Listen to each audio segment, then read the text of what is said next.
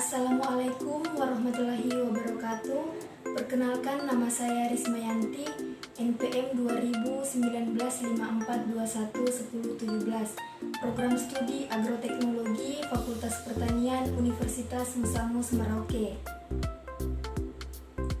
Di video kali ini saya akan menjelaskan tentang apa itu ekosistem, jenis-jenis ekosistem, dan apa yang terjadi di dalam ekosistem.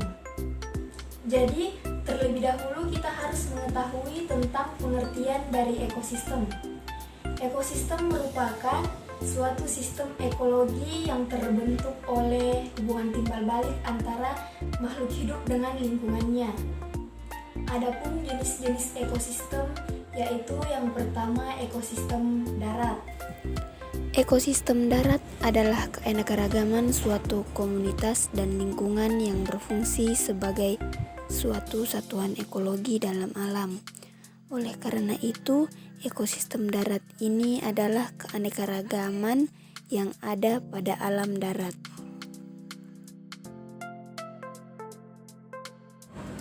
Jenis-jenis dari ekosistem darat yaitu yang pertama padang rumput, gurun, taiga, hutan hujan tropis, hutan gugur, dan tundra. Yang kedua yaitu ekosistem laut atau ekosistem perairan.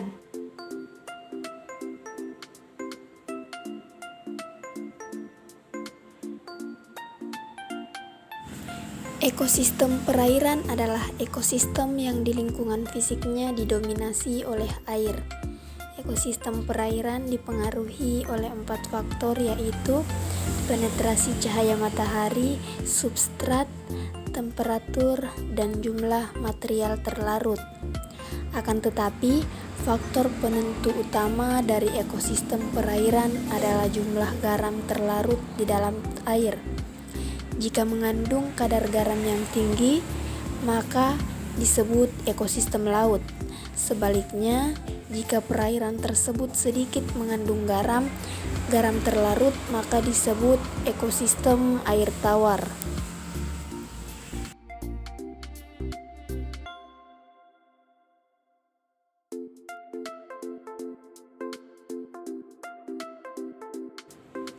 Yang ketiga yaitu ekosistem buatan atau biasa disebut dengan agroekosistem. Ekosistem buatan atau biasa disebut dengan agroekosistem ini dibuat oleh tangan manusia, contohnya sawah, ladang, kebun, waduk, dan akuarium.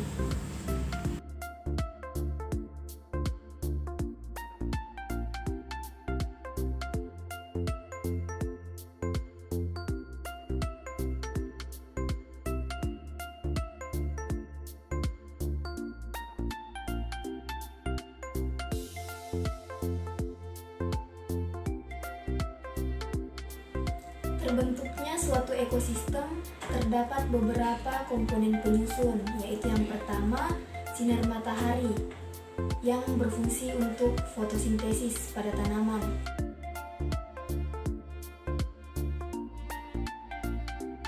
Yang kedua yaitu komponen abiotik. Yang dimaksud dalam komponen abiotik di sini adalah makhluk yang tidak hidup seperti air, udara, tanah, dan lain sebagainya.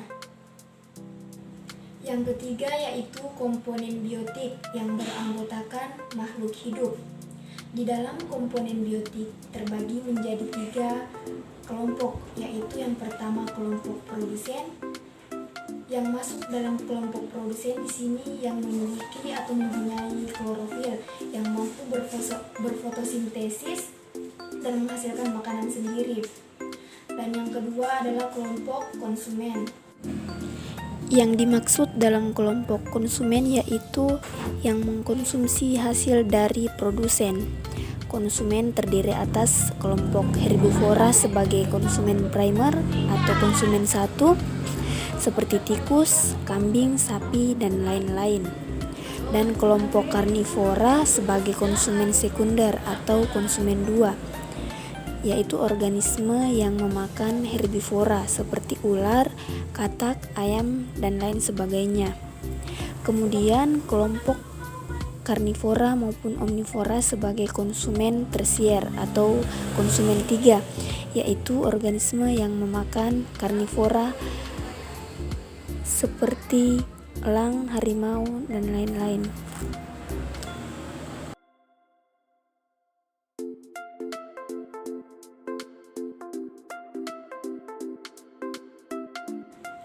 Jadi dalam suatu ekosistem, selain produsen menghasilkan sesuatu, mestinya juga ada yang mengkonsumsi. Tanpa adanya konsumen, keseimbangan dalam suatu ekosistem tidak akan terjadi dengan baik. Selanjutnya yaitu kelompok pengurai atau perombak. Yang dimaksud dalam kelompok pengurai di sini yaitu mikroorganisme atau cacing, jamur, dan lain sebagainya yang menguraikan sisa-sisa bahan organik menjadi bahan anorganik. Jadi dalam suatu ekosistem terjadi yang namanya aliran energi. Aliran energi adalah rangkaian pemindahan bentuk energi satu ke energi yang lain, dimulai dari sinar matahari, lalu ke produsen, ke konsumen, sampai dengan ke pengurai atau perombak dalam tanah. Terdapat 3 jenis aliran energi dalam ekosistem, yaitu yang pertama rantai makanan, yang kedua jaring-jaring makanan, dan yang ketiga piramida makanan. Yang akan saya bahas di sini yaitu rantai makanan.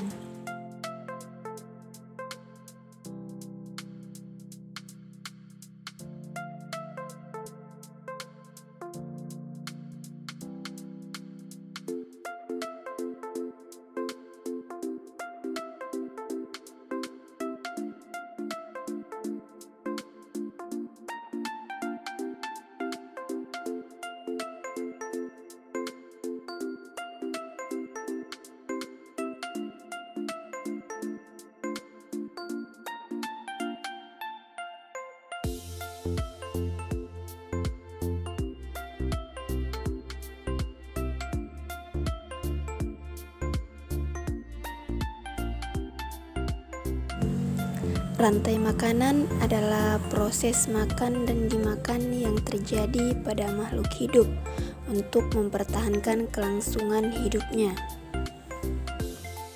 Rantai makanan juga dapat diartikan sebagai tingkatan atau urutan makan dan dimakan antara makhluk hidup.